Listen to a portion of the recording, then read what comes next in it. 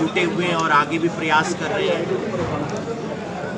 जो चुनाव था लोकसभा का, उस चुनाव में कोई कांग्रेस के पक्ष में वोट नहीं डला। लोग भाजपा को तो हर हालत में सत्ता से पार करना चाहते थे, लेकिन लोगों का एक मन था कि भाजपा को देश से अगर सत्ता से पार कोई आज करेगा तो वो इंडिया का जो गठबंधन बना है वो करेगा। कांग्रेस उसका हिस्सा थी। लोगों ने इंडिया गठबंधन को वोट दिया है और उस गठबंधन का नतीजा है कि आज भारतीय जनता पार्टी जो 400 पार का नारा देती थी वो 241 सीट पे सिमट गई। और कम हो सकती थी ये सीटें, लेकिन कांग्रेस ने कुछ रीजनल पार्टियों को कमजोर करने के लिए इस गठबंधन का हिस्सा नहीं बनने दिया। उसी का नतीजा आज कांग्रेसियों को इस बात का बहुत मलाल है, आज बहुत तकलीफ है कि अगर हम 3-4 पार्टियों को और इसमें शामिल कर लेते हैं तो आज भाजपा सत्ता से बाहर होती, कांग्रेस सत्ता पे काबिज हो जाती, इंडिया गठबंधन काबिज हो जाती। विधानसभा के चुनाव के लोकसभा के चुनाव के नतीजों में बड़ा अंतर होता है। आप देखना, विधानसभा का जब चुनाव आएगा, लोग चौधरी देवीलाल जी की नीतियों को आगे बढ़ाएंगे और इंडियन नेशनल लोकदल पार्टी को इस स्थिति में लाकर के खड़ा करेंगे कि बिना इंडियन नेशनल लोकदल पार्टी के बिना सरकार नहीं बनेगी। विधानसभा चुनावों में किस तरीके से देखते हैं? क्या अकेले लड़ेंगे? क्या जेजेपी के साथ? हमारे साथ ऐसे बहुत सारे राजनीतिक दल हैं हरियाणा में, ऐसे बहुत सारे सामाजिक संगठन भी हैं जो राजनीति के अंदर भी अपनी रुचि रखते हैं। हमारी उनसे बात चल रही है। इसकी जिम्मेवारी हमने माजरा साहब से लगा रखी है, पार्टी के और 2-3 सीनियर साथी उनकी लगा रखी है। यहाँ पर उनसे बातचीत करें, ये लगातार संपर्क कर रहे हैं।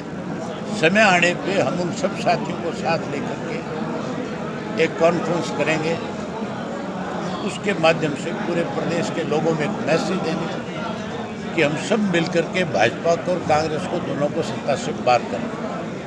कांग्रेस 70 पार का नारा दे रही है इस बार। कांग्रेस 70 पार का नारा दे रही है।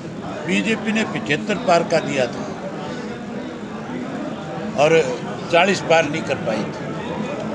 कांग्रेस जो 70 पार का दे रही है, ये 30 पार नहीं करेगी, 30 से कम सीटों पर रह जाएगी। भूपेंद्र सिंह, क्योंकि उसका एक सीधा कारण है, एक हल्के में भूपेंद्र सिंह हुड्डा ने और उसके बेटे ने 10-10, 15-15 लोगों को पीठ पे हाथ रख करके कह रखा है कि हम आपको टिकट देंगे।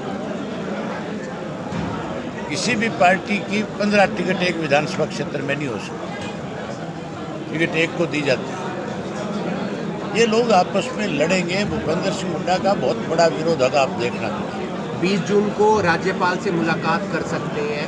अल्पत में जो सरकार है फ्लोर टेस्ट को लेकर भूपेंद्र सिंह हुड्डा, ये राज्यपाल से जाकर के मिलने की बजाय विधानसभा की सेशन की मांग क्यों नहीं करता हुड्डा? उसको कहना चाहिए सेशन बुलाओ और फ्लोर ऑफ द टेस्ट करो। हुड्डा मिला हुआ है भाजपा के साथ, अगर मिला हुआ ना होता तो फिर आज भाजपा की 5 सीटें नहीं आती। तुम्हारे यहाँ पे जो कैंडिडेट था मोदी राजा, आप में से कोई एक साथी बताओ, कोई जानता है जाति तौर पर? करनाल के से वास्ता था राजनीतिक, गुहाना का रहने वाला लड़का था, सोनीपत से लाकर के यहाँ उतारा था, बिल्कुल नया चेहरा था। लोग भाजपा को हराना चाहते थे, इसलिए उसको वोट मिला था। हुड्डा ने तो मदद करने में कोई कसर नहीं छोड़ी मनोहर लाल की। इस तरह का उम्मीदवार उतार के साफ तौर पे संदेश दे दिया था कि मनोहर लाल खट्टर जीतेगा। पहले आम चर्चा थी कि मनोहर लाल खट्टर हारेगा। नैतिक आधार पे भूपेंद्र सिंह हुड्डा नैतिक आधार पर सैनी का इस्तीफा मांग रहे हैं। भूपेंद्र सिंह हुड्डा नैतिक आधार पर नायब सिंह सैनी का इस्तीफा मांग रहे हैं। हुड्डा को तो खुद को इस बात के लिए लोगों से माफ़ी मांगनी चाहिए कि मेरी गलत फैसले की वजह से 5 सीटें भाजपा को हरियाणा में ज़्यादा मिली। ये हुड्डा की मेहरबानी है जो भाजपा 5 सीटों पे जीती है, एक पे भी नहीं जीती। फ्लोर टेस्ट की मांग परिवार कैसे साथ रहेगा आगे? आ हार सकता को है कैसे देखते हैं? दुष्यंत चौटाला कोई और के- बात करें। हार को कैसे बहुत देखते हैं धन्यवाद। आप? विधानसभा क्षेत्र में अगर हार की बात करें तो किसकी हार की? आईएनएलडी की आईएनएलडी ने कभी भी चुनाव जो जीत और हार के लिए नहीं लड़ा, हमने लोगों की लड़ाई लड़ी।